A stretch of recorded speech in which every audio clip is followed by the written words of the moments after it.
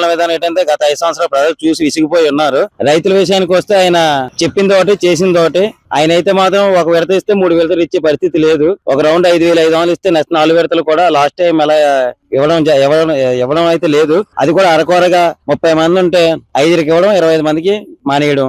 అప్పుడైతే రైతుల గురించి చాలా అందరికీ తెలిసింది. ప్రత్యేకించి ఆయన గురించి మాట్లాడుకునే పరిస్థితి కాదు. ఆయన పరిపాలన విధానం ఏంటో జనాలందరూ చూసేసిన తర్వాత చంద్రబాబు నాయుడు గారిని కూటమి ప్రభుత్వాన్ని కోరుకోవడం జరిగింది. చంద్రబాబు నాయుడు గారు చేసిన పనితనం ఏంటంటే ప్రజలు చవి చూశారు. చంద్రబాబు నాయుడు గారు చేస్తున్న పనులన్నింటినీ చూసి ఆనందిస్తున్నారు. దాని మొదల్లో కుట్రలో భాగంలో ఆయన తిరిగితే ఆయన కాలు పీకితే తప్పితే గానీ ప్రజల్లోనే విద్వేషాలు రెచ్చగొట్టాలన్నా సరే, ఏం చేయాలన్నా సరే ప్రజలు నిశ్చితంగా ఆలోచిస్తున్నారు. చంద్రబాబు నాయుడు గారి పట్ల విశ్వసనీయతతో ఉన్నారు.